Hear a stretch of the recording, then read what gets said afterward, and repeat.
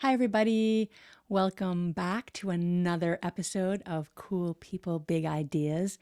And today I'm so excited to bring on my dear friend, Eileen McKusick, author of Tuning the Human Biofield and Electric Body, Electric Health. And I've known Eileen about 15 years now. We became friends when actually, I went to her first as a practitioner to get tune ups when she was just starting to do her biofield tuning on people. I would go get sessions from her. And then we went out for coffee one time after a session, and she started sharing with me about plasma and was just blowing my mind. I was like, I have to study with you. And so I made her teach me all of the stuff that she was learning. And we would go on barefoot hikes, barefoot, so that we could be really grounded on the earth and gather all of the energy of the Schumann resonance, which is this really powerful field of energy on the surface of the planet. And we would go for hikes, and we were both writing our first books at the time.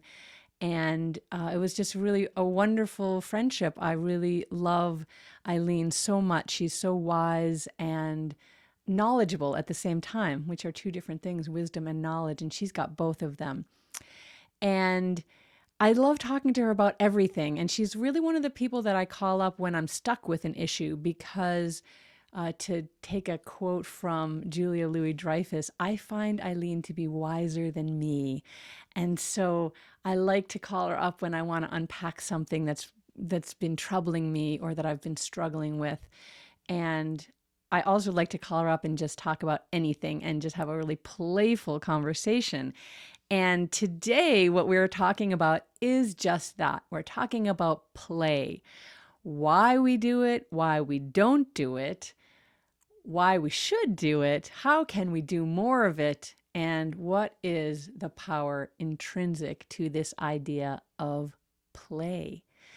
I think you're really going to enjoy this conversation. Eileen is just such a wonderful interview subject, and we had a ball. So sit back, relax, and take in this great conversation with Eileen Day McKusick. Hope you enjoy it. Hi, Eileen McKusick. Thank you so much for being with me today. Yeah, Lauren, my pleasure. I'm really excited to have you on. We have been friends and colleagues for years now, and I just love talking to you about pretty much anything. Really, I don't think there's a subject that I wouldn't love to talk to you about. But today, I'm really excited to talk to you about the subject of play. And that came up because when I invited you to be on this podcast, we were talking about, different things. And obviously you have a huge wheelhouse of things that you could talk about. And you've got a new book that you're working on right now. And when we were trying to figure out a topic that would be different, because I know you do a lot of podcasts and people can find out all kinds of information about you and what you do, which is phenomenal in the world. But I wanted to, as I like to, I wanted to do something different that you don't get to do. So I said, what are you working on? You're working on this new book. And you said you got to a point where you got a little stuck. And when I hear Eileen McKusick is stuck, I'm thinking, oh, good, there's some juice coming out there pretty soon. And so here we are. We're going to talk about this book that you're writing and what got you stuck, and then we can get unstuck together. hmm Well, the book is called The Stabilizing Statements. Doesn't have a subtitle yet. And what it is it's really a distillation of all my work, all my research, down into a small, potent package. And it's not a very long book. And what it is part of what my research has been in mapping the biofield. And I created what we call the biofield anatomy map. And that was for many years of bouncing sound off people's bodies that I generated with tuning forks. I'd bounce sound off people and listen to the ping back. Just like ultrasound, it does a similar thing, and it reveals a picture, right, that's invisible to us. We can see the baby inside because of the nature of sound to form pictures. I was able to see the anatomy and physiology of the atmosphere around the body. The sound showed me what was there. And I discovered that we have, that in this model, our body is actually inside our mind. Our biofield is a bubble that has a membrane, and it extends about 6 feet around us. And that is what I would call our mind. It's our conscious mind. It's our subconscious mind. It's where all our memories are stored. And it's all stored in the language of vibration. And many years of listening to the forks revealed to me just the language of vibration. So every emotion produces a specific kind of frequency signature that I could hear in the forks. Like sadness sounds sad. It makes you feel sad when you hear it. Anger sounds and feels hot. Fear has a pulsing quality, kind of like the Jaws soundtrack. And not only emotions, but pathologies also make particular sounds. So everything in the body is in motion. Everything in motion makes waves, and waves propagate. They propagate off the body. And so the tuning forks actually allow us to hear the body. So if your rotator cuff is torn, that area of your body isn't making the right sound because it's interrupted by this tear. And so when I bounce sound off of it, I can hear and see and sense that there is something out of order there because of the sound that it's making. Right? They've all felt bad vibes off people. Like we know that the body gives off vibes. It's just a way to really analyze them and understand them more deeply. What I discovered was that when we feel particular emotions, that they tend to be generated in and actually stored in very specific parts of our body. So, for example, every time you feel sad about something, abandonment, grief, loss, any sad emotion, that's going to get generated in the left shoulder. And if you generate a lot of sadness, becomes kind of heavy there, and you can end up with left shoulder issues, or you can get into an injury of your left shoulder that seems like it comes out of the blue. Most pain, in my observation, is emotional pain because we live in a culture of suppression, not expression. We all started learning when we were 2 or 3 to shush, shush, and so we kind of bottle up emotions that become tension in our bodies. And so each area, I discovered that there was a particular imbalance. And so in the biofield anatomy map, it really only speaks to the imbalances on either side. Now, there's this interesting phenomenon that I've observed that when we are under pressure, so whether it's time pressure, money pressure, spousal pressure, in-law pressure, whatever pressure we are under, it actually takes our bubble of our biofield and it squishes it, and it's this compression that comes down, and then that affects like every membrane in our body goes under compression. And so when we are under pressure, there's very often a tendency to do what I call come out sideways, which means that we might go into rage or into hysteria or into uncontrollable crying or frustration, anger with some other driver on the road, right? It's kind of blow these stress gaskets of coming out sideways. Very often when we do that sort of thing, we're ashamed of ourselves afterwards. It kind of leads to more compression and contraction, or other people give us pushback. And none of us really want to come out sideways, right? Mostly we want to stay upright and be in the best version of ourselves. So I realized that in order to help keep us on axis, because if you stay on axis upright energetically and also physically, like your physical body is in alignment, it's kind of this story of like straighten up and fly right. That when we straighten up and we stay straight and plumb and square, we tend to exhibit the kind of characteristics that we know we want to exhibit. We're patient, we're kind, we're playful, we're funny, we're helpful, we have a long fuse, that kind of thing. And so I realized that as the pressure on all of us increases, time pressure, money pressure, environmental pressure, and political pressure, more and more people are coming sideways, and that we needed to stabilize that central channel. And so I came up with a statement for each energy center, chakra, if you will, each zone of the body, to help stabilize the central channel. And so that's what it is. It's 25 statements that you speak into your body, from your left foot, your right foot, and then the center. So there's when each right and left side becomes true, then the center kind of naturally arises and is supported. Uh, so now writing this book has been really big medicine for me because it is potent, and I've had to really work with each one. And I got really stuck at the root center. And the stabilizing statements for the root center on the left is I work. And this is the I work of, like, I make my bed, I do my laundry. I work at all the things I need to work at to make sure that as a human, my fundamental needs are met, that I have containment, that I have nourishment. Yeah, it's that kind of work. And then the right side is I play.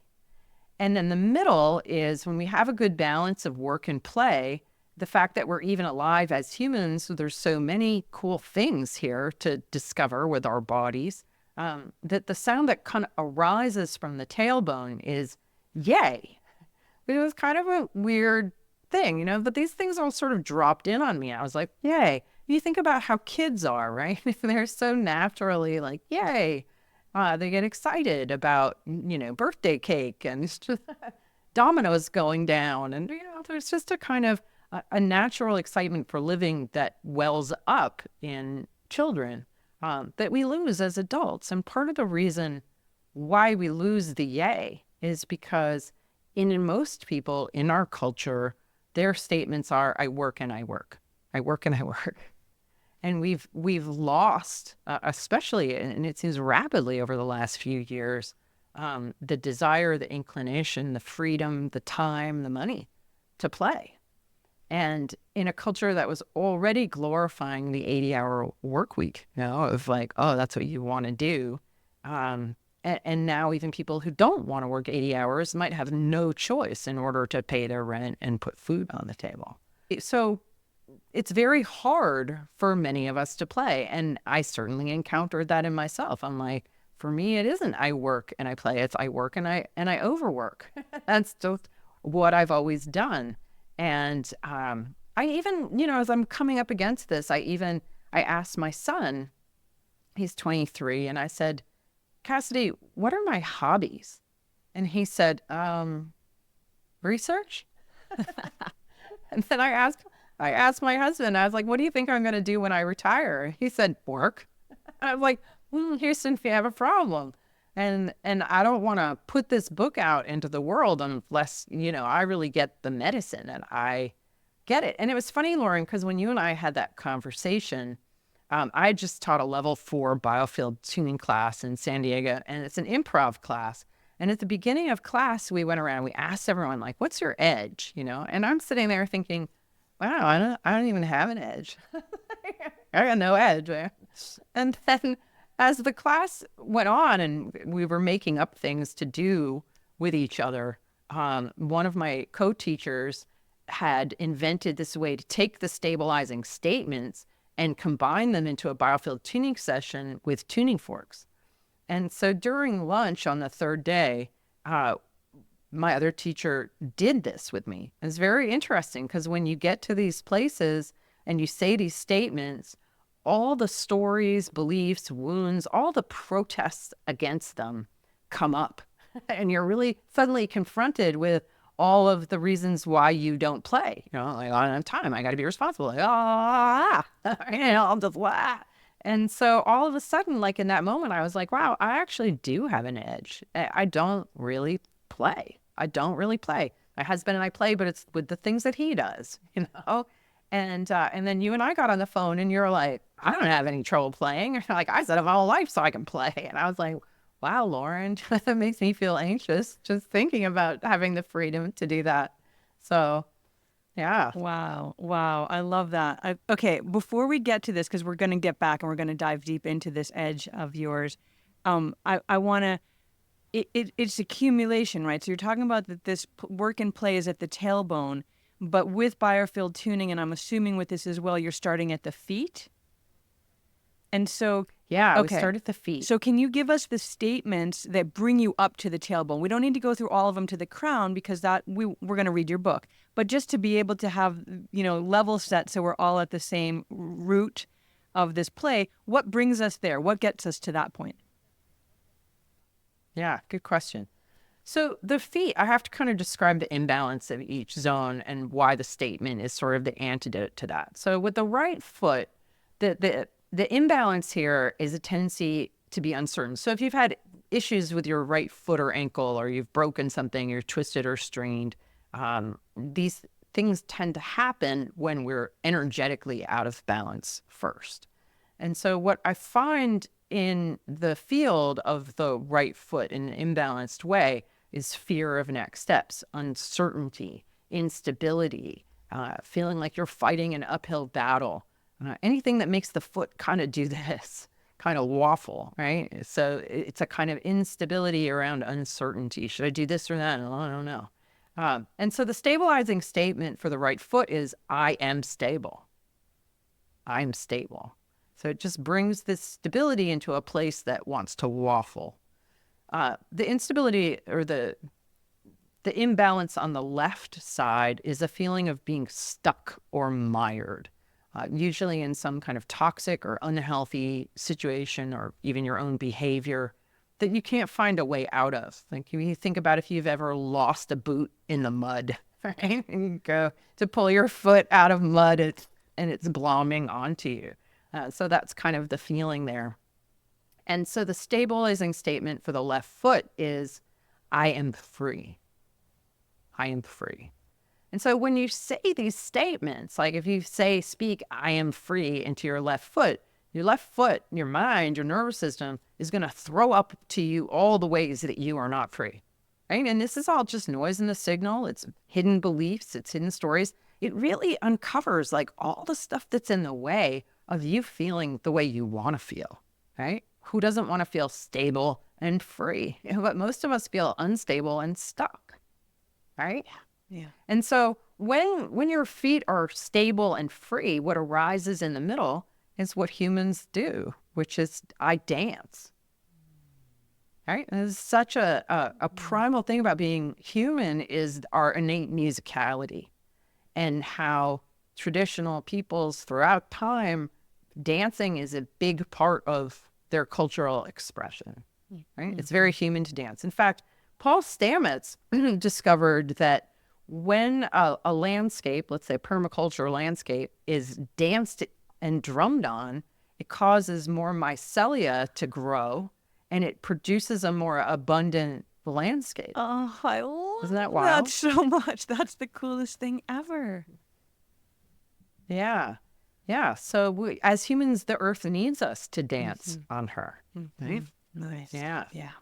And then the knees, the instability on the right side, the imbalance is in like being blocked moving forward. And the knees want to move, like I think about you skiing downhill, right? And how you're just so like, and so this is like, I want to be doing that, but something is coming in and blocking me. Like just an example, I worked on a man once and I was coming in and I hit an error when he was 18 because the field is timelined to, and we generate information. It moves away from us. It kind of fills up the hard drive of our bubble.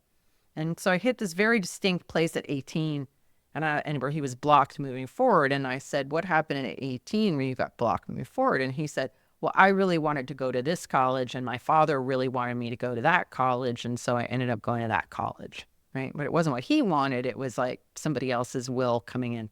So if we grow up with very controlling parents in a very controlled situation, or a situation where we're blocked very often, then we start to internalize that behavior and it turns into self-sabotage. It's because patterns just repeat. So the imbalance statement is I'm blocked moving forward. And then the stabilizing statement is I am fluid. That's what it is. The middle is I flow. I am fluid, right? So water flows around, right? And if you're fluid, instead of coming up with this, I'm hitting up against a wall, kind of habitually kind of a feeling, It's that, oh, I can kind of step back and like, rather than beating my head against the same wall, look around and see a place, a way I can flow. Because so much of this blocked thing is just a habit of our own nervous system. Right. So when you start to consider yourself as fluid, you start to perceive other opportunities that you weren't seeing when you were just blindly acting out this pattern in your system. The left side is really interesting. A lot of people end up with left knee issues, left knee stuff going on when they're sticking to the devil they know. So people, when you're in a relationship longer than you know you should be, a job, a living situation, right? But as humans, we require containment. We need a roof over our head. We need other humans in our life. We need a means to eat. You know what I mean? So we require containment. And so we'll stick to the devil we know because it's containing us rather than let ourselves go, right? This sort of in this freeze in the knees. And so the statement on this side is, I have containment. I have containment, right? But when you combine I have containment with I am fluid, what it comes up with is I flow. I flow, right? Your containment is like the banks of the river. Like a river has to have banks in order to flow. And so it creates this structure yet flexibility in the knees. So in the feet, in the knees, you're flowing, you're dancing, you're stable, you're free, you're contained, right? And then that comes up to I work, I play, yay. Okay. Okay. This is good. This is good stuff. I love this. And I love that you brought up the skiing metaphor or not metaphor, because everything that you said, you have to be totally dialed in together. And you actually call it dancing with the hill. You're dancing with the hill because you're dancing with gravity and you're dancing with this side to side and up and down, all of that within your own body and within the structure of the mountain that you're skiing on. So you have to have all those things. You have to be contained. You have to be able to move. You have to be able to dance and flow. And you are both the banks of the river and the river. And so it's really, that's really beautiful. And then, of course, we come to now the sticking point where I'm skiing down the mountain in total play, but you came up with this, I don't play. So talk us through that, because we were having this conversation and you were like, let's just, we could just have that conversation again. So you came to this point and then you're writing this book and you're like, I can't. Tell us that. Yeah. Well, I think that, the book is, I don't want to say it's like channeled or downloaded because it's from my work and my research, but it all kind of came out in a chunk kind of all at once. All the statements just pop, pop, pop, pop, pop, pop, pop. I got them. And then I started working on, what's the least I can say about this particular statement that will have the most impact, because people's attention spans are short, right? I really want to honor that. It's like, very short paragraphs and like to the point. And I want everything to really hit. And so, truth has a ring to it, right? I work with tuning forks, and I knew that this book is medicine and that it's going to bring up, all the things that are not stable in your system. Your system's going to start coughing them up at you. And you can look at it and just go past it, or you can be like, well, this is something I really need to consider. And I really needed to sit with it for a long time. I know where it comes from. I mean, I think that I could trace it back easily to a childhood trauma of when my dad was 59 and I was 10. He had a massive stroke. And even in the moment when he had the stroke, and I'll just describe it because I think other people who've had traumatic events like this don't realize like just how much it imprints itself on your system, on your beliefs, on your actions. And so in that moment, my mom asked my brother, who was 16, to go down into the basement of our house where my dad had his office, because it was his busy time of year. He had a mail order business. And my brother went down and then he yelled to my mom to come here because something had happened to Dad. And my mom went into hysterics and she just went into hysterics and she wouldn't go down. And then my sister, who was 18, also went into hysterics. And my brother was out of sight with my father. So I'm the one who called the ambulance at 10 because I was the only one who didn't lose my head. And really from that moment on, I became the sort of energetic and emotional caretaker because my father was reduced back to infancy. He had to learn to walk and talk again. And my mom got stuck with a big house with my father's business, which was running in the red for like the first time ever, a handicapped husband. And my mom lost it. She started pacing the halls at night screaming that she wished she was dead. And I ended up moving my bed into her room to stop her from screaming at night. I was 10. And I think ever since then, I've had such a strong need to make sure everyone around me is okay. Like, I can't be okay unless I know you're okay and you're okay and you're okay, and with my teamwork work on my book, I'm like, then is the whole world okay? I gotta make sure the whole world's okay, and that's just a pattern in my system that, got burned in really strongly. And my mom stopped being able to take me to art classes, like all the kind of special things that I got as a kid, I stopped getting. And we even moved, so I wasn't even near my best friend anymore. We used to live so we could bicycle to each other's houses, but then I moved 15 minutes drive away. So, like just in one fell swoop, my whole kind of childhood of play and ease of play, with a clear conscience and an easy mind. And I was very prolific artist and in like all kinds of mediums. My mom stopped singing. My mom used to sing when she was in the kitchen, and and that stopped, and everything kind of got really serious and then pretty much never stopped. And so, and I've just, I think, become addicted to accomplishment over the years. And so, I know that if I put in this work and this learning, I became very intellectual. I just kind of overdrove my emotional body into my mental body, and then developed an identity, as a sort of big brain, and, I had to keep feeding the big brain. And so it really made me take big pause on this. Now, I already knew all this, right? And I've had many tune-ups around the topic of this trauma.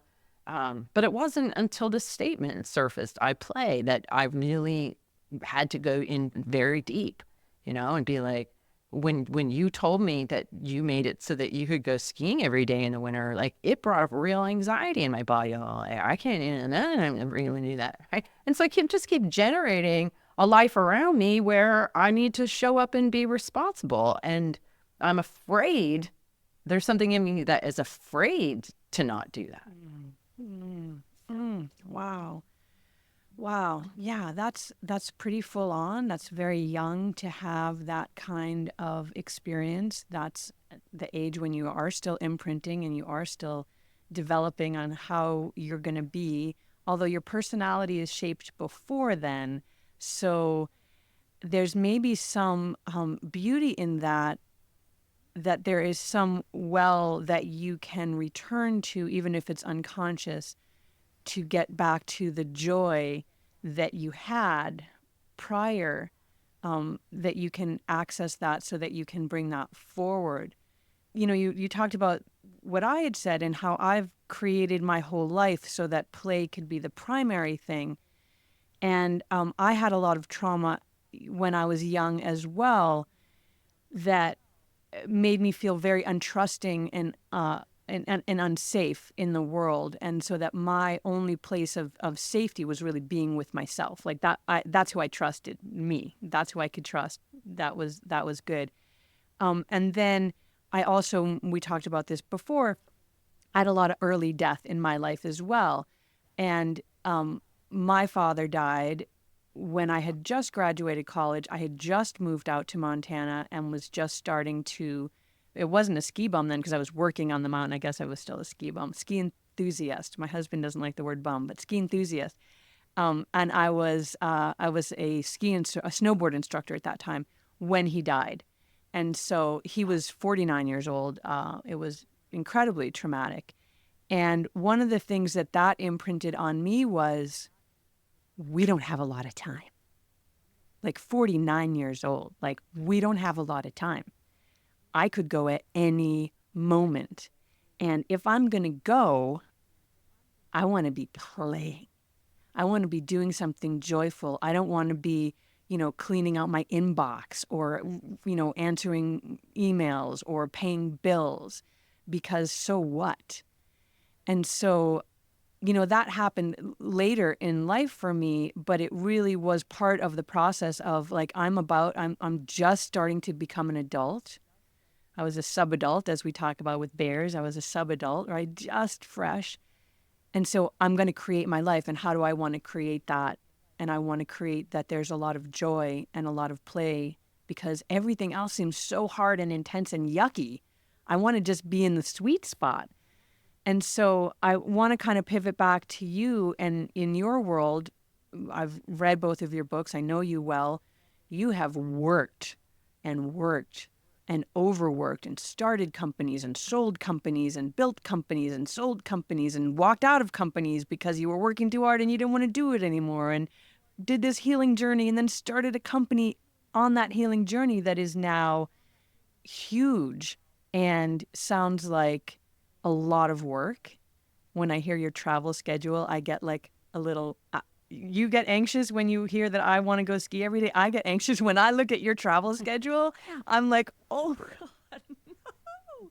So talk us through that, like, because you still had that imprinting of play and joy, and then you had this trauma, and then here we are now. And how do you go back to that, and how do you go forward? Well, the thing I think with my dad that it just, from when I was 10 to when he died when I was 28, my dad always required care. So much of my childhood back in the early 80s was helping my mom push his wheelchair around in a world that was not handicap friendly, right? And I used to lie in bed at night just wishing that he would get better so that my mom could be liberated. And so I think a lot of my mom, this is a generational thing. I mean, my mom never took time off. My mom didn't have any girlfriends. She never went out to lunch. She never went shopping, or she'd go for a walk by herself. And then it was all just take care of everybody else all the time. So that imprinted pretty heavily on me too. My mom was a stay-at-home mom. She raised 6 kids, 3 meals a day on the table. She did it all. And so for me, I think as a woman, growing up and then having kids, there was a time when I was in college full time. I was taking 18 credit semesters. This was 4 years of this as an adult. My kids were little. They were like 6 and 9 when I started college. And I was seeing clients. I was working triple time. And in part, I think because it can, Lauren. Like when I first started my first restaurant with my family when I was 20, I worked 100-hour weeks. Like I'd get up and do all the baking at 6 in the morning, do breakfast, lunch, and dinner, mop the floors and clean the bathrooms, be done by 10, go to bed and get it up and do it again. Like I have just the way that I'm built, my genetics, good peasant stock or whatever, that I can work hard. I can do triple time. And then stay on top of everything and get A's, like all of that. So I think that, it's just patterns that get set into you. The pattern from my mother, the pattern from my trauma, even going to prep school, like you go 6 days a week, you go all day. It kind of conditions you into being a good slave, And so there's just huge amounts of conditioning. Let's jump on that for a second before we get to the play, because you just brought up a really good point that I think I'd like to explore. This idea of following your heart, following your bliss, play, joy, all that is sort of a new-ish idea for like the culture, right? Like, because just what you've talked about, like this was not, my grandparents, my great-grand, they were not like, oh, we get to play now. I mean, me and my grandparents, they played golf. They definitely they played cards. So they did do some of that with groups of people. But I feel like there's like there's both of that. There's this sort of ancient imprinting that we just work. Like there's no culture of play. There's just work. And this idea of childhood and all that is also a sort of a new idea, right? Like kids would work. They would be born and they'd be out in the field working as soon as they could, right? Or in the factory or whatever. So this idea that we get this developmental time to play and experiment and use our imaginations, that's also sort of new. And so maybe this idea that we should be able to play is also not really in our DNA. What do you think about that? I don't know, because my parents also played cards. Like they played bridge. They had people that came over and played bridge with them. They went out ballroom dancing. They socialized. You know what I mean? I think that they did play. I think that back in the 50s and, I think there was a lot of boozing going on too. But there was time, there was energy. People were more social, you know, whereas my husband and I, we never go out dancing or I don't know. We just kind of ended up in a generation of, and we just self-identified as working, for whatever reason. But I know many people who do. I mean, I have a team of, nose to the grindstone type A gals, thankfully. But we went through a period where we all worked for like 3 years and nobody took a day off ever. Like nobody ever took a vacation because we were all just so geared that way towards just being a worker and hitting it hard. But I think in all of us, I see it as a kind of a coping strategy. I think that sometimes when we're feeling feelings we don't know what to do with, they're just like, well, I'll just stay busy, right? And this is what we see in the biofield anatomy. And when I first started exploring the biofield, I discovered that practically everybody, I mean, I don't know that I ever came across an exception, was running huge amounts of energy 18 inches off their right hip. And also off the left hip, but more off the right hip. It took me a while to figure out what it is. And like, this is like what I call busy mind, busy body.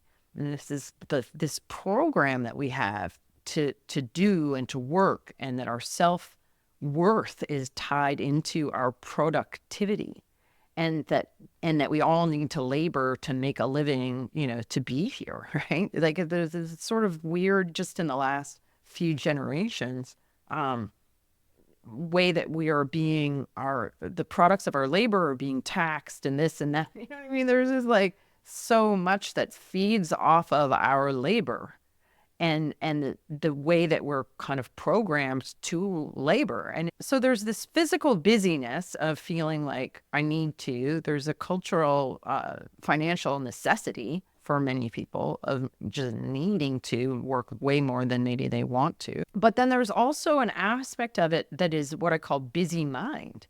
So, and that also generates in this same area. And I think what we have going on in our culture is this epidemic of people who have minds and thought streams in their minds that they can't control, that they have intrusive thoughts, that they have circular thinking, that they have to-do lists that go and go, the inner taskmaster, the inner critic. There's a lot of noise going on in people's heads. And that shows up off the right hip. I'll just give you an example. I was working with this woman who was a runner, and she developed right hip pain. And so I went and I investigated, and what I discovered was that her mind, and the mind is not just in the brain, right? In the biofield model, like your whole field is your mind. And so in this part of her mind, that I call them mind frames off of the right hip, she was spinning this continual circular thinking that she wanted to leave her husband. But she was like, well, am I going to leave him now, or am I going to wait till our son graduates from high school? And she was running all these scenarios. She wasn't in the present moment at all. Her energy wasn't centered. She wasn't spread out in the now. She was all out in front of herself and on the side of herself, like perseverating. And so because her biofield, her body's electrical system had been pitched to the right, it wasn't in her body informing the order, structure, and function of her physiology. So her physiology started to go wonky because it wasn't being energetically supported.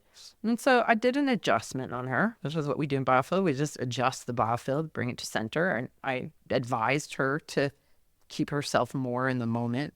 And I got a text from her the next day. She'd gone out for a run, no hip pain at all. Right? So what I find in everybody who has right hip pain, right sciatica, right SI joint, They're running the inner to-do list. They're running the inner critic. They're just, their mind and their body are just going. And so this is also a consequence, right? A lot of the busy mind is people trying to think their feelings instead of feeling a feeling. So it's a displacement of the emotional body into the mental body because we don't want to feel. We don't want to feel shame. Shame sucks. It's such an uncomfortable feeling. Who wants to feel shame? No one. Right. So you just start overanalyzing or thinking or blaming. Right. It's a lot easier to blame somebody else than to feel your own shame. Mm. And so that kind of revs up this whole area as well.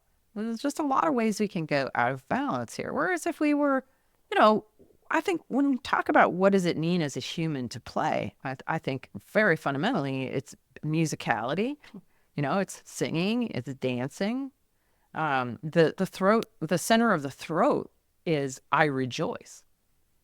Mm-hmm. Hey, who's rejoicing out there? Mm-hmm. The imbalances are I'm putting up and shutting up, or I'm speaking and not being heard. And people often kind of bounce back and forth between here, but they're not like really coming square and center from an authentic middle place of effective communication, mm-hmm. right? And when I express and I am heard, well, of course I'm going to rejoice because yay, I just expressed and was heard, and that's worthy of rejoicing. So it is a big cultural problem. There are actually a lot more right hip replacements that people get than left hip replacements, which I find very interesting. Anybody who I ever see the right hip, I'm like, the hip of chronic overdoing. But so it's an avoidance, right? And as a body worker, what I see is that there's very often a connection between the left shoulder and the right hip. The right hip might be rotated in, the left shoulder might be rotated in. And so what that is a physiological pattern of staying busy to avoid a feeling. And then I have certainly done that. Then the emotional hit that we get, the feedback loop of accomplishment that you talked about with work, that there we can get some kind of emotional feedback that feels satisfying in some capacity. And it's also, like you said, we're trained to do it. There's a necessity to do it. The world is in such a place that people are having to work harder for less. And so they get on that wheel. And even the people that maybe could make different choices, right? You don't need to live in the huge house. You could live in the medium-sized house, and then your payments are less and da-da-da-da-da. But that never comes into the conversation. It's just, I need a better job or I need to work harder. It's never like downsizing what your financials are so that you can meet that with less, because the value that we put on ourselves or that society puts on us is productivity. What is your output? And like you said, what can we tax? But also, like, what do you do? That's the question that you always get asked all the time. What do you do? It's not how do you play? Nobody asks, how do you play? They say, what do you do? What do you do for a living? How do you make your money? Which is just a very strange thing to ask a stranger, but that's what we do. And so there's just all of this cloudiness around the value, even though we're starting to learn the value of play. There's studies out that show that kids learn things faster when they learn them through play. And longevity studies are showing that when we are in community and rejoicing and singing and dancing and being together, that actually leads to longevity and better health outcomes. So we do know there is some clinical work out there on the value of play, but still it hasn't entered the field enough to be something that, when you do your little pie of what your life is made of, it's like relationships, your work, your health, but is play in there? I don't think it's even in there. Like, people don't talk about, well, what do you do when you have free time? Oh, I never have free time. There's that too, the status symbol of being really busy. So, okay, so you're writing this book and you get to this root and you realize that you have an edge. You work and then you overwork, and play isn't even in your vernacular. And you understand why, because you've done the history and you've shared with us that very tender reason why. Like, it makes sense intellectually why you don't play. And then what happens? I think that part of the way that over the years is I've been realizing that I need to not work so hard. And part of what made me realize that I needed to stop working so hard was that I was bringing the people on my team to their knees, like literally bringing them to their knees as they tried to keep up with me. And I realized that that was not a healthy work culture. That, that they're all willing to do that and not say no. But, I do have a particular constitution that most people don't have. And so I realized that for the sake of the well-being of my team, I needed to start switching it up and not work so hard, not do so much, not expect so much from them, bring on a few more people, spread the load around.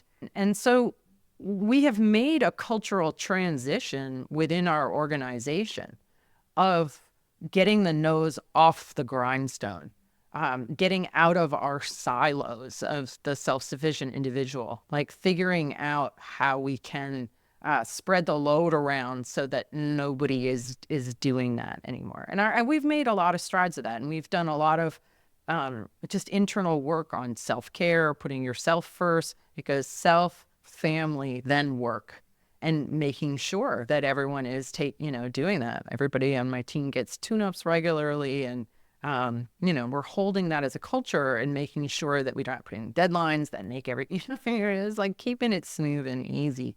I don't know that if I hadn't had that reflection that I would have changed, because it was just so blind, so automatic, so just what I do, that it took seeing that it was impacting other people negatively for me to realize that I needed to rein it in.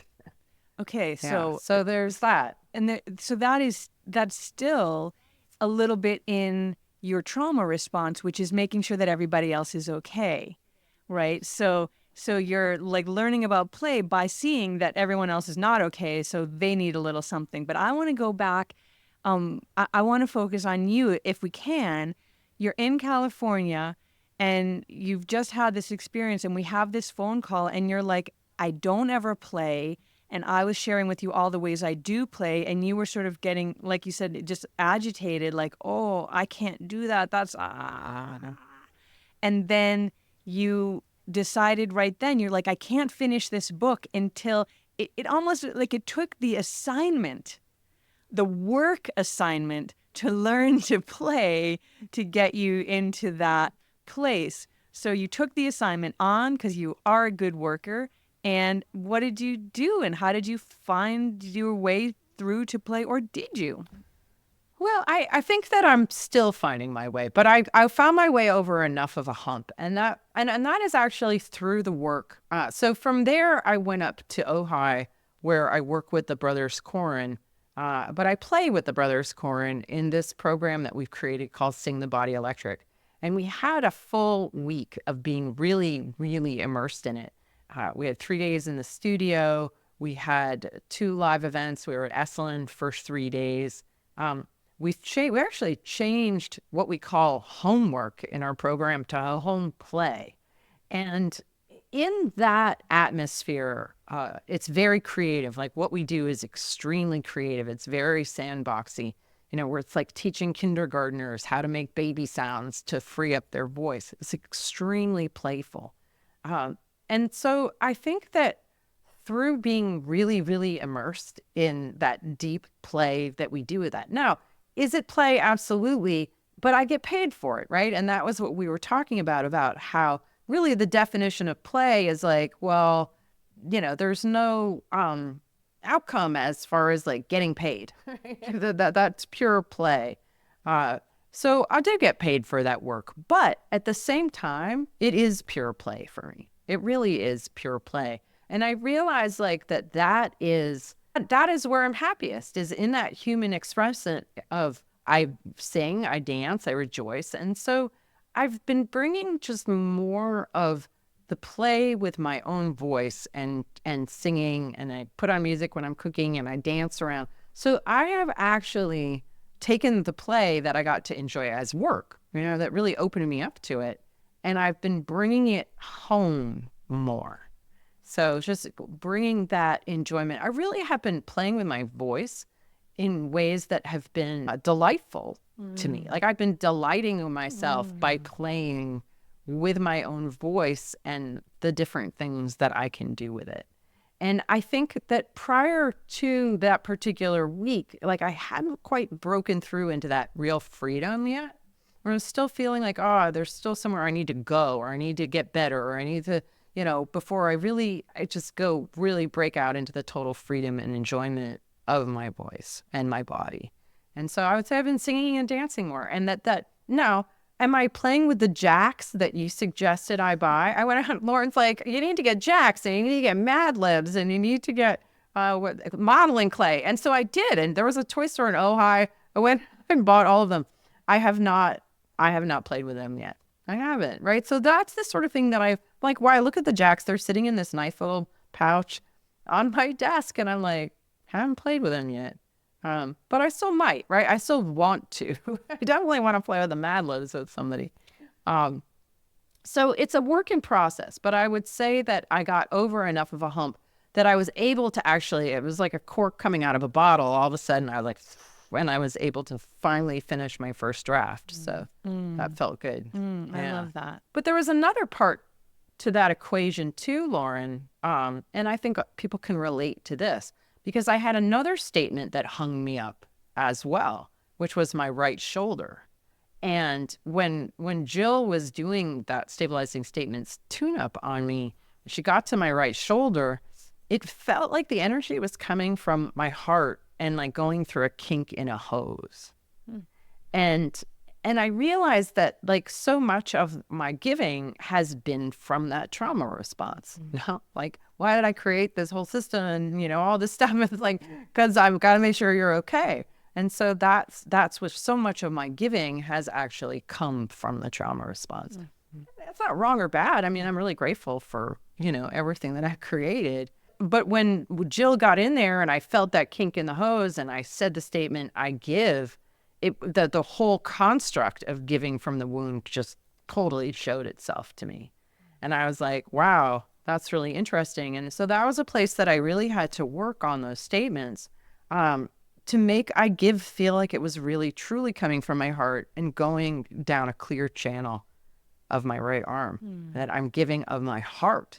And that's part of the singing, is really singing from my heart, right? And that it's just for my own pleasure of enjoying my own gift of my own voice, and that I'm giving of my heart in that way because that's how my soul wants to express, rather than in this hunker of caring for others. And I think that playfulness, which in the tradition that I work in, there's actually a whole energy system of playfulness. And when that's activated, then the heart is activated and open. And then the giving that we do comes from that place of joy and creativity and love, as opposed to anything else, need, or like you said, trauma response. And I think, both of our work is the beautiful, lemonade, you could say, or the diamond that you pull out of the sludge. Like, we've had these experiences and learned how to heal from them, and then created this work that helps other people do that. And I think that's also different from this idea of play. And I like when you talked about this, that you had that acknowledgement of, yes, it's joyful and playful, but we had talked about that too, but I'm getting paid for it, because we had talked about that you have a lot of joy in your work. So it's not like you're the drudgery that you're going to work. You love and enjoy your work. And that is still something different from play, which has, it's just pure imagination, no outcome, no, art show at the coffee house, right? Not even that, like nothing. And so I love that now you've taken that playful work and then brought it into pure play, dancing around the living room, singing, singing your heart out.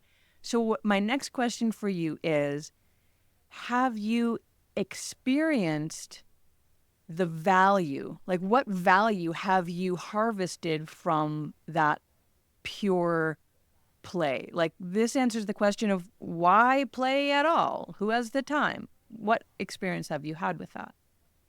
Well, I think play is discovery, right? And to me, my husband, one of his many nicknames for me is Dora the Explorer. because I'm always off exploring, right? I've made 3 maps: the Biofield anatomy map, the sonic anatomy map, and the stabilizing statement map. I like to explore and make maps and, kind of go. I like to go places where other people haven't gone or don't go. And that's kind of a constant driver in me, is my curiosity about what can be discovered. And so it's true. I do make my work playful. I mean, even on my work with biofield tuning, I don't do anything I don't want to do, and I definitely make it playful, and Sing the Body Electric is so playful. But I would say that the value in discovering the play that I want to give from my heart, that I want to discover and learn and explore and give of my heart, right, is the play of the voice, and how there were so many barriers in my psyche towards getting down to feeling safe being authentic, right? So this, where I derive my most joy from, was the hardest place to get to. And I think a lot of people have that, that sometimes where your greatest cross is where your greatest gift is. And that's the journey, to excavate it and to step into it and to realize it and to live it. In a way, I think it's a journey we're all on, to some degree or another. Because I think, one of the things that really got revealed to me in biofield tuning that surprised me, there were many, many things in my discovery with tuning forks that surprised me. But I think one of the biggest ones was discovering that underneath people's noise, their dissonance, their in their signal, that everyone without exception was great, was amazing, was brilliant and beautiful and vast and stunning. It's just like, I'd come home from my office and I'd say, oh, this person I worked on was great, and this person's great. And my husband said to me, what, is everybody great? And I was like, yeah, I think everyone is great. And it took me 15 years of seeing the greatness in everybody else before one day it dawned on me. I was like, oh my God, that means I'm great and amazing too, right? This is a very hard thing for us to accept and step into. That I sought for others in 15 years before it finally dawned on me that I was the same way. So, and what was always interesting to me is that when I would reflect back to people, like how they were great and what their gifts were and what ways they were amazing, like without exception, people would kind of look at me shyly and say, I knew that, right? So on some level, we do know how great we are, but on another level, we won't believe it or accept it. And so I think that there's the experience of self here, and then this denial of our greatness, but our greatness is on the other side of that. And I think everybody's trying to get there. They're trying to realize their potential. They're like, I know that there are many other rooms in this house that is me, but like in a dream, like I can't figure out how to get into them. It's there, right? And we don't need to do anything to get to it except drop all the things that are lies, that are false, that are in the way, which is what the stabilizing statements really do. Is they just bring up and help dissolve all of the false edifices that are between you and you expanding into the amazing being that you already know that you are. You are. Yeah. I love that so much. There's so many things in there. One of the biggest things that I was just feeling is, back to this idea of when we were children and we just played, imagination and all of that. We were all great and we knew it and we said it. I'm a great singer. I'm a great painter. I'm a great dancer. Watch me slide across the carpet. I'm the best carpet slider in the room. Like, we just knew it. And then all of the conditioning comes up that tries to dim the light. And then as adults on this spiritual path is like, can I clear away? Can I polish the mirror so that I can remember my greatness? And I think for me, that's a piece of play, because I can remember my greatness when I do my work, because I get that direct feedback from students that say, "You are great. You helped me." I'm like, "I must be great then." Or I get a book review, "Your book was great." I'm like, "I must be great then." But when I play, it's just me in the field of divinity. And I'm only getting that feedback from my own experience, which is, this is great. Everything is great. I'm part of everything. I'm also great. Here we are. And there's no filters in between that. And I think that that is what feeds my need, even, and desire for play, and kind of sparked this conversation. Because my next question for you is, what would you say, or what do you say to people when you see that right hip busyness and this newfound discovery that you've had of play and the struggle that you have? How would you guide other people, or what would your, your takeaway or your giveaway be on this? Because if we can't get that grounding, you're only at the root. We've got the whole rest of the body and the head to go, and we can't get there if we can't even get at the ground level. Yeah. Well, I think it's just a it's just a useful thing to reflect on, first and foremost. Sort of reflect on your own experience with work and play, and how you play or you don't play, or how you might stay busy, in order to not feel. And maybe like me, you might even get anxiety at the thought of being free to play, because somehow the banks of your river it's been necessary to work and work. That's just a story. It's a construct. It's all these beliefs and things that we have that are so ephemeral and can actually change in an instant through our own awareness. We bring the light of our own awareness into some subconscious area and just take a good look at it. What are the stories? What are the beliefs? What are some ways that I could play? How is it that I want to play and I'm not letting myself play? Like for years, I wouldn't let myself eat cheesy bread. One of my favorite things, right? That I just loved cheesy bread, and it felt like almost too sinful to eat, because I loved it so much. And not that long ago, I made lamb chops and cheesy bread for dinner. I'm like, these are my two favorite things, and I can't believe I've never made them together. Do you know? Yeah, it's just a metaphor for how we deny ourselves what we love because of some stupid subconscious belief that we don't even know is firing there. So I think a good starting place is to just start examining your own relationship to play and ask yourself how you might play more and what that might look like. Or maybe there's people out there that do play an instrument. I think playing an instrument just for your own enjoyment is a great example. I started to learn to play the guitar, but then I just felt like I just didn't want to spend the time on it because I had other things to do, Now, that's a really good example of like, if I'd kept playing the guitar even at 15 minutes a day, I'd actually be pretty good by now if I had stuck with it. So, maybe it's time to dust off an instrument and bring it out, or go get that fish tank you've always wanted, or, so you can sit and look at it. Maybe that's play for you, So I think that we do have time. We might tell ourselves we don't, but we do. And it might be harder than you expect it to be to work through this,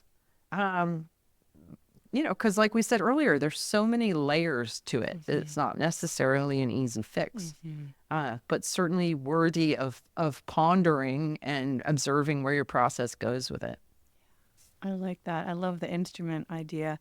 I recently picked up the ukulele, which, by the way, is easier than the guitar. So if you're still wanting a stringed instrument, one that's easy to travel with, it's very fun. No outcome except play. One of the things I often share with people or ask, and this came from a former relationship. This guy used to ask this to everyone, and people would get really like freaked out when he asked this question. It was basically, what were your childhood dreams? And people would get really sort of defensive and agitated because most people weren't doing anything that had any connection to do with what they had dreamed about as a child. And so, or they were so clear that they had gone so far away from their dreams that they couldn't even open that box again because it was so painful. And so I've started asking that question, not to cause pain, just to like open up that that area. And as well for people like don't even know how to begin to play. Well, what did you do when you were a kid? What kind of play did you do when it didn't matter? There was no one clocking you. Um, and so that's been really fascinating as well. And to get people's answers and then to see how, well, there's one friend of mine, it was so classic. She's like, well, didn't everyone have the same dream? Didn't everyone want to be a rock star? And I was like, I don't think so. That wasn't my dream, but very cool, and she's like, well, but obviously it's not ever going to happen for me. But that's not even the point. The point is that you could just grab a microphone and crank and go to, karaoke and you're a rock star. And that's the feeling. That's all that you need is the feeling. You don't need the Coliseum, right? You just need the feeling. And so to kind of go back to some of those dreams and ideas and thoughts that you had before to sort of help guide you to find some playfulness again in your life. Well, I was definitely, like I said, I was a prolific artist in lots of mediums. Like I drew, I painted, I did pottery, I had art supplies everywhere. When I got a little older, I started writing and journaling. Lauren, I can't tell you how many notebooks I filled up, through many years. I would say that, it's funny because when you were asking me that, the first thing that came to mind was something I'm like, I don't know if I want to share that. I can see where people would get kind of like burnt about it. But I remember being, before my dad's stroke, wanting to be queen of the world. Like that was sort of like my desire was, I remember very clearly, like imagining playing that I was, I was queen. Which is kind of interesting because I guess like in a way I've kind of become queen of my own little world. And you have a crown. But you do have a crown. I do have a crown. That's right. You sent me a crown. And I own the domain queeneileen.com, believe it or not, that Dawn found for 99 cents. So I was like, really? Nobody owns queeneileen.com? That's awesome. So, yeah. So, no. I don't know. That's funny. It's an interesting thing. I think, that might be, the stature that I'm supposed to grow into. It's in some capacity or another. What does it mean to be a queen? My friend India Ari embraces her queen archetype fully. And I think that I tend to sort of humbly sort of shy away from really putting the full mantle of that idea, that archetype on. Mm-hmm. So, there might be an meaning to play that I'm a queen and somehow or another, what would that look like? What does it mean to be a queen, right? I think, one of the other things I did, Lauren, when I was a kid that I find very interesting, maybe when I was 8, 9, I used to take a bowl from the kitchen and I would go into the bathroom. I bet you there's other people who did this too. And I would make these concoctions. Like I said, my dad's aftershave and some shampoo, anything that was gooey, I could squeeze into the bowl and then mix it up. And I would tell myself that I was making a cure for cancer. What? Which I think was very interesting because we did not have any family friends that had cancer. I don't know how I knew what cancer was when I was that age. But somehow or other, I got it into my head. And I would say that that's the behavior of an apothecarian, right? Is that wanting to mix this and that in order to come up with something. I know I very much was probably an alchemist or a metallurgist like in previous lives because the idea of like mixing things together to produce something that has an outcome, I remember very seriously being like, I'm making a cure for cancer. So, yeah. So even that sort of like little inner, the what's the right word for, like, I wasn't a doctor, but, somebody who, medicine person, really. Mm-hmm. I think I was expressing my inner medicine person in that way. It's fascinating because even then it was outcome. It was like you're not just mixing something, you're making a cure for cancer, which is huge, right? But like we are, you are still that little Eileen too, right? Like that person is still within you, right? And so that's amazing. The queen, the healer, these archetypes that you have really embodied.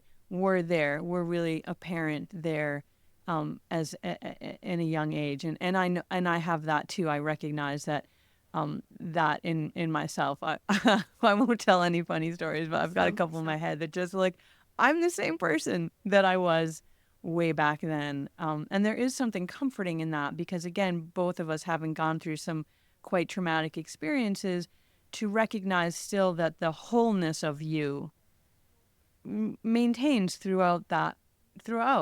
And part of the healing journey, I think, is, I mean, healing means wholeness, means healing. That's the same root word. It's coming back to acknowledging that in yoga, the heart chakra is called anahata. It means the unstruck sound. It's like nothing can destroy that. It makes the sound without being struck, right? So nothing can destroy that.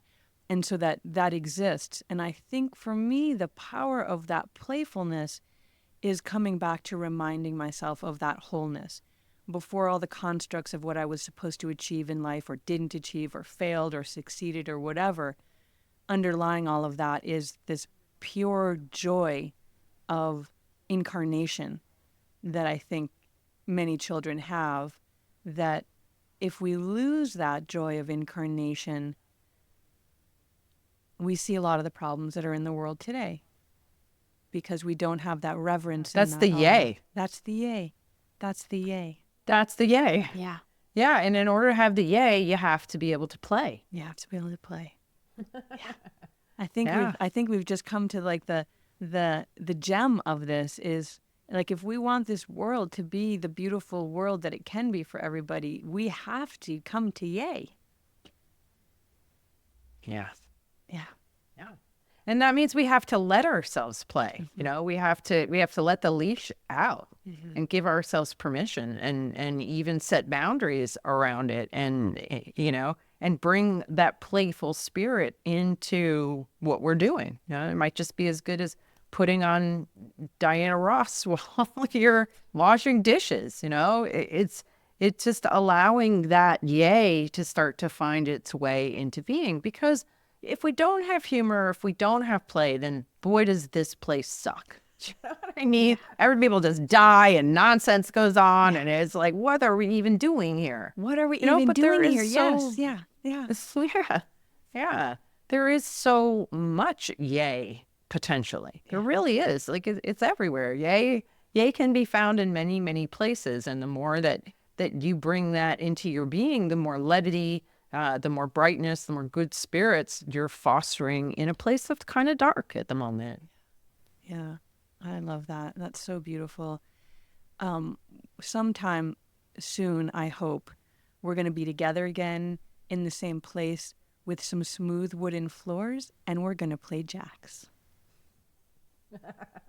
You're going to kick my butt because you've been practicing all these years, and I haven't played since I was like 10. You know, it's not about that. It's not about the winning. We're just going to play jacks, and we're going to have so much fun.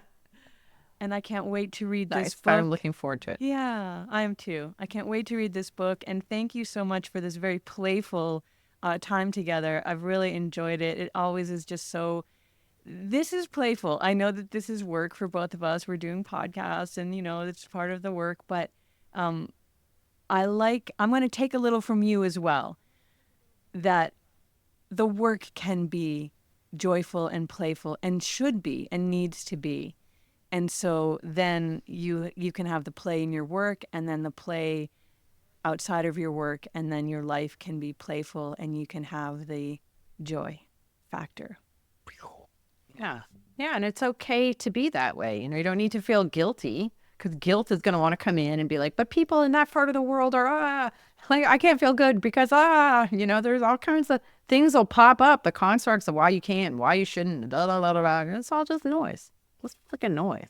So, and, you know, I do hope, it's my genuine hope, that that the book, the Stabilizing Statements, and it'll come with little tiny 5-minute tunings for each zone, can help that for people. Because it has been helping me in my process of creating it. And it does have a particular kind of magic to it that hopefully gets people on axis and in their yay. I love that. And I love that you are continuing your just beautiful blooming journey of the queen and sharing with us along the way all the gems that you find so that we can experience it with you and we can heal and whole ourselves all together and everybody get to yay. Maybe that'll be the name of this podcast. Get to yay. Good to yay. Get to yay. That's fun. Awesome. Yeah, my pleasure, Lauren. It was great to have a chat with you. So fun. Thanks, Eileen.